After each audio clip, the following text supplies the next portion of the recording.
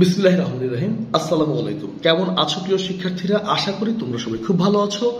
আজ আমি হাজির হয়েছি তোমরা যারা অনার্স 4th ইয়ারে আছো, তোমাদের যাদের পরীক্ষা চলছে ম্যানেজমেন্ট ডিপার্টমেন্টের ফাইন্যান্সিয়াল ম্যানেজমেন্ট, এই বইটি থেকে আজকে আমি গুরুত্বপূর্ণ একটি অধ্যায় করবো। এই জন্য আমি ব্যতিক্রম ফাউন্ডেশন বইটির সহযোগিতা নিয়েছি।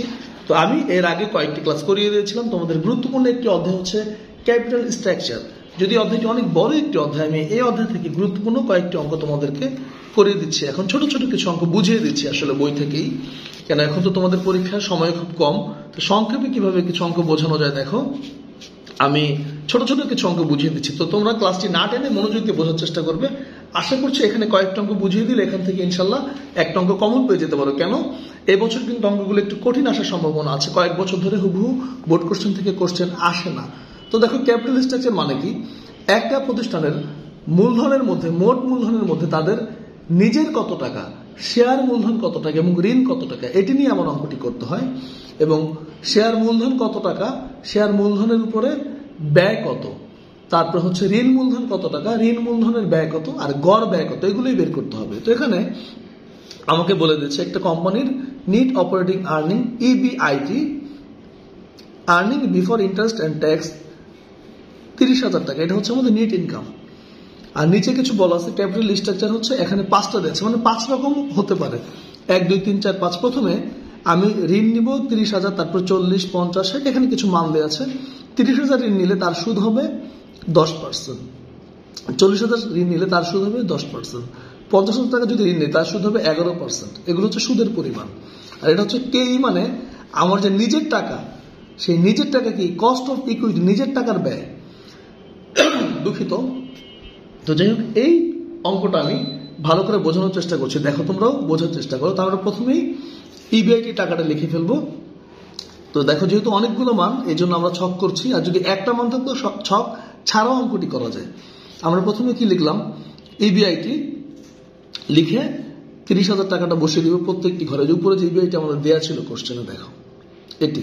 তো আমি বসিয়ে দিলাম 30,000 মাইনাস ইন্টারেস্ট। ইন্টারেস্টের সূত্রটা হচ্ছে এমন, ডেপ্ট ইন্টু পার্সেন্টেজ অফ ইন্টারেস্ট। মানে কি, এই যে দেখো এখানে আমার ঋণ ছিল 30,000 টাকার 10% করলে হবে 3,000, এটা হচ্ছে সেই 3,000। 40,000 টাকার 10% করলে হবে 4,000। 50,000 টাকার 11%, 5 11 55, 5,500 টাকা। 60,000 টাকার 12%, 6 12 72, 7,200 টাকা। 7,000 টাকার 14%, 7 14 84, দুঃখিত 7 14 98, 9,800 টাকা। এভাবে আমরা প্রত্যেকটি টাকা বিয়োগ করব, সুদ বিয়োগ করবো। মানে আমার আয় থেকে সুদটা যদি বাদ দেই, ইন্টারেস্ট ইবিআইটি মাইনাস ইন্টারেস্ট পেয়ে যাবো ইবিটি, আর্নিং বিফোর ট্যাক্স, ট্যাক্সের আগেরটুকু। আর অঙ্কে যদি ট্যাক্স দেওয়া থাকে ট্যাক্স বাদ দিতে হয়, অঙ্কে ট্যাক্স যেহেতু দেওয়া নেই বাদ দিতে হবে না। তারপর নিট আয় হচ্ছে 27,000, 26,000, 24,500, 22,800, 20,200। এখান থেকে আমি ইবিআইটি থেকে ইন্টারেস্ট বিয়োগ করে পেলাম। ইন্টারেস্ট কিভাবে পেলাম, এগুলো পার্সেন্টেজ করে পেলাম। এবার দেখো একটা জিনিস বোঝো, আমি যে 27,000 টাকা পেয়েছি, আমার যে মেন পুঁজি, পুঁজির 12% মানে 27,000, তাহলে 100% মানে কত? মানে এই যে পার্সেন্টগুলো ছিল কেই, এই যে 12%, 12.5%, 13.5%, 15, 16%, তাহলে এই যে আমার যে 27,000 টাকা মানেই 12%। এখানে আমরা কি করব, 12 দিয়ে ভাগ 100 দিয়ে গুণ, অথবা 12% দিয়ে ভাগ করলে আমি শেয়ারের মূল্যটা পেয়ে যাবো 2,25,000। আমি যদি ডাইরেক্ট ভাগ করি, ধরো এই যে এইভাবে 27,000 ভাগ 12%, এটা দুইভাবে করা যায়, দেখাচ্ছি তোমাদেরকে রাখে। যদি করি 27,000 ভাগ 0.12, তাহলে চলে আসবে টাকাটি। অথবা এইভাবেও করা যায়, 27,000 ভাগ 12 গুণ যদি আমি 100 দিই তাও হবে। অথবা যদি বলি 27,000 ভাগ 12%, তাও আমার হবে। 3 ভাবেই কিন্তু করা যাবে। তো যাই হোক, এভাবে করে তুমি শেয়ারের মূল্যটি বের করবে। এই যে প্রত্যেকটা শেয়ারের মূল্য বের করব, যেমন 24,500 ভাগ 13.50%, 13.50%। এইভাবে করলে আমি এই মানগুলো পেয়ে যাব। এবার ডেপ্ট, যে ঋণের পরিমাণ, এই যে আমার যেমন প্রশ্নে দেওয়া ছিল 30 40 50 60 70, তা আমি এই যে আমার নিজের শেয়ারের টাকার সাথে ঋণের টাকাটা এবার আমি যোগ করে দিব। মানে এস মানে শেয়ারের পরিমাণ, বি মানে বন্ড, আসলে মানে ডেপ্ট বুঝায়, ঋণের পরিমাণ। এই দুইটা যোগ করলে ভি হচ্ছে ভ্যালু, টোটাল ভ্যালু। এটা যদি আমি যোগ করি টোটাল ভ্যালু হচ্ছে আমার 2,25,000 আর 30, 2,55,000, 2,08,000 আর 40,000, 2,48,000। এই দুইটা যোগ করলে পাবো 2,31,000, এভাবে পাবো 2,12,000, এভাবে পাবো 1,96,250। এটা করলে আমি টোটাল ভ্যালু পেয়ে যাব। আর কেউ মানে ওভারঅল কস্ট অফ কারবারের ওভারঅল কস্ট মানে গড় ব্যয় কত আসলে, এই যে এই ভ্যালুটাকে ইবিআইটি দিয়ে ভাগ করব। ইবিআইটি দিয়ে আছে 30,000, মানে 30,000 ভাগ 2,55,000 গুণ 100 করলে এই মানটা পাবো। আবার এটা 30,000 ভাগ 2,48,000 গুণ এটা, এই যে এভাবে দেখাই দিচ্ছি, দেখো তোমরা এই জিনিসটা এমন।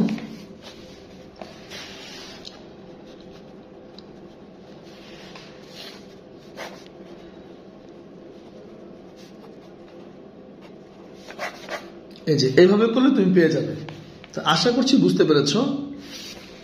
তো ইবিআইটি ভাগ হচ্ছে টোটাল ভ্যালু ইন্টু 100, 30,000 ভাগ 2,48,000 ইন্টু 100, 30,000 ভাগ 2,31,481 ইন্টু 100 করলে সবগুলো মান পেয়ে যাবে। এবং এখানে সবচেয়ে ছোট মান কোনটি, যেটি সবচেয়ে ছোট মান সেটি গ্রহণযোগ্য, মানে ব্যয় যত কম প্রতিষ্ঠানের জন্য তত ভালো।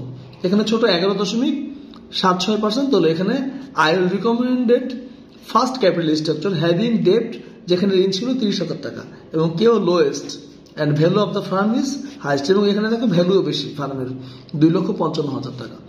আশা করছি বুঝতে পেরেছো। এখানে তোমাদের আরো ছোট ছোট কিছু অঙ্ক আছে, দেখো তোমরা, যেমন অঙ্ক 1, সেম অঙ্ক এগুলো দেখো, ইবিআইটি মাইনাস ইন্টারেস্ট ভাগ কেই। আমরা যে একটু আগে সূত্রটা করলাম ওটা বক্সের মধ্যে করেছিলাম, ইবিআইটি থেকে দেখো ইন্টারেস্ট বাদ দিয়েছিলাম, একটু তাকাও, এই যে ইবিআইটি থেকে আমরা ইন্টারেস্ট বাদ দিয়েছিলাম বক্সের মধ্যে, তারপরে কিন্তু কে দিয়ে ভাগ করেছিলাম, দেখো। তো এইটা বক্সের মধ্যে করা, এটা বক্স ছাড়া করা, জিনিস কিন্তু একই। তারপর দেখো এখানে ভি মানে এস প্লাস বি, ঋণ প্লাস মেইন যে শেয়ারের মূল্য। তো এই যে দেখতে এগুলো নতুন নতুন মনে হবে, কিন্তু দেখো ওই অঙ্কটা করলে তোমরা এই অঙ্কগুলো বুঝতে তোমাদের সুবিধা হবে। আর তোমাদের এই যে কিছু সাজেশন দিয়েছিলাম বই থেকে, এগুলো করে নিও তোমরা। এখানে আরো একটা ছোট অঙ্ক তোমাদেরকে আমি করে দিচ্ছি, দেখি দাঁড়াও।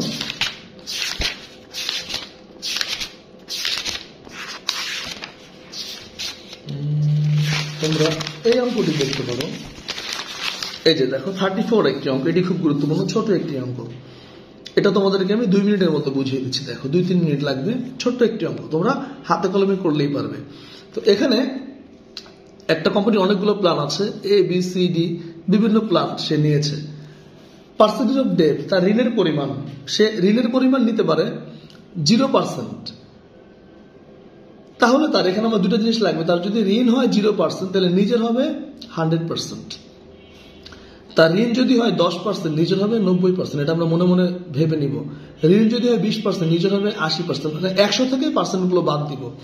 ঋণ যদি হয় 70 নিজের হবে, ঋণ যদি 30 হয় নিজের 70%, ঋণ যদি 40 নিজের হচ্ছে 60%, ঋণ যদি 50 হয় নিজের হচ্ছে 50%, ঋণ যদি 60 হয় নিজের 40%। এই মানগুলো আমরা এখানে বসাবো। দেখো plan A, percentage of debt WD, percentage of equity WE, এটা বসিয়ে ফেলবো, যেটা আমরা বের করলাম। প্রথম ছক হচ্ছে ঋণের পরিমাণ, তারপর শেয়ারের পরিমাণ। 1.00 মানে 100% কে 1.00 বলো বা শুধু 1 বলা চলে। আমরা লিখে ফেললাম প্রথম দুটি। এইবার দেখো প্রথমে ডব্লিউডি ডব্লিউই, ডব্লিউই কি পাবো, 1 থেকে এটা বিয়োগ করলে হবে, অথবা 100% থেকে এই পার্সেন্টেজ বাদ দিলে, তুমি যেভাবে বুঝে নিবা। যেমন 10% এখানে 90%, 20% বাকি 80%, 30% বাকি 70%, এটা করে ফেলবা।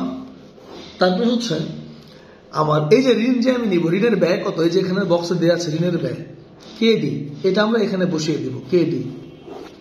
তারপর হচ্ছে আমার আছে কেই, শেয়ারের ব্যয়, কেই এখানে বসিয়ে দিব।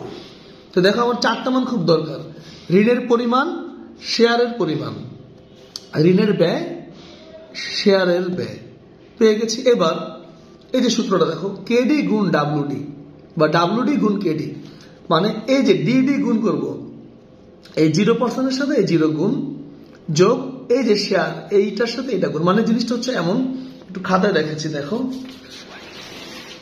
দুঃখিত, ডাব্লিউডি গুণ কেডি যোগ WE গুণ KE, মানে কি ঋণের পরিমাণের সাথে ঋণের ব্যয় গুণ শেয়ারের পরিমাণের সাথে শেয়ারের ব্যয় গুণ। তো এভাবে যদি আমরা করি, দেখো আর আরো সহজে বুঝাই, 1 2 3 4 5, এই যে আমার কলমগুলো আছে ওরা তো একবারে গুণ করতে, তুমি ভেঙে ভেঙে গুণ করতে পারো, কোনো সমস্যা নেই। ভেঙে ভেঙে আরো দুইটা কলম মধ্যে করতে পারো, যে WD গুণ KD, এই দুইটার গুণফল তুমি একসাথে এক জায়গায় লিখতে পারো। তারপর WE গুণ KE, এই দুইটার গুণফল তুমি একসাথে লিখতে পারো। তারপর দুটো একসাথে যোগ করে দিলে ওরা একসাথে যোগ করছে। তো দেখো আবার বলি, এই ঘর, আমি কলম দিয়ে দেখাচ্ছি, দেখো দুটি, এই ঘর এই দুটি গুণ করব, এটা গুণ এটা, এটা গুণ এটা, এটা গুণ এটা, এটা গুণ এটা, এইভাবে এই দুইটা গুণ করলে এই মানগুলো পাবো। আবার এটা গুণ করবো, যে WE গুণ KE, এই দুইটা ঘর গুণ করবো, এইটা গুণ এটা, এটা গুণ এটা, এই যে 0.90 গুণ 0.12, এভাবে গুণ করবো, লাস্টে 100 দিয়ে গুণ করে দিব। আর তুমি যদি এখানে ওরা কিন্তু পার্সেন্টেজ গুলো 100 দিয়ে ভাগ করে বসিয়েছে, তুমি যদি 100 দিয়ে ভাগ না করে সরাসরি এই মানটা বসিয়ে দাও, ধরো 5 5.26 এখানে বসিয়ে দিলে তখন আর এখানে 100 দিয়ে গুণ করা লাগবে না। শুধু তো আমরা যে এই দুটি কলম গুণ করবো, এই দুটি কলম গুণ করবো, যোগ করলে সরাসরি মান চলে আসবে। তো দেখা যাচ্ছে এদের এখানে সবচেয়ে ছোট কত, এই যে 10.90 10.90, এখানে হচ্ছে যেখানে আমার ঋণের পরিমাণ 30%, নিজেদের 70%। দেখো ঋণ 30, নিজেদের 70, এটি হচ্ছে একটি ভালো প্রত্যাশিত আমার যে ক্যাপিটাল স্ট্রাকচার। এবং শেষেরটি ঋণ আমার 60% আর নিজেদের 40%, এটিও ভালো, এটিরও ব্যয় কম। মানে এখানে দুটি স্ট্রাকচারই আমার জন্য গ্রহণযোগ্য। আশা করছি তোমরা এই অঙ্কটিও খুব ভালো করে বুঝতে পেরেছো। তারপরে তোমরা খাতা কলমে করবে, যেটা না বুঝবে আমাকে কমেন্টস করে জানাবে। এই পরের অঙ্কটিও একই রকম। তো তোমাদের যেটা বললাম, তোমরা চাইলে মধ্যে আরো দুটি ছক করে নিতে পারো, যেমন WD গুণ KD, তার একটা উত্তর লিখবে এক ছকে, WE গুণ KE, তার উত্তর এক ছকে, পরে দুটি যোগ করে দিবে, এই উত্তরটি পেয়ে যাবে। আশা করছি এই অঙ্কগুলো তোমরা হাতে কলমে বাসায় প্র্যাকটিস করলে ইনশাল্লাহ তোমাদের পরীক্ষা কমন পেয়ে যেতে পারো। তোমাদের সকলের পরীক্ষা ভালো হোক সেই প্রত্যাশা রেখে আমি আজকের মতো বিদায় নিচ্ছি। তো তোমরা আর কোন কোন অঙ্কের সমাধান চাও তা জানিয়ে আমাকে কমেন্টস করতে পারো। তো তোমাদের জন্য রইল শুভকামনা। আল্লাহ হাফেজ।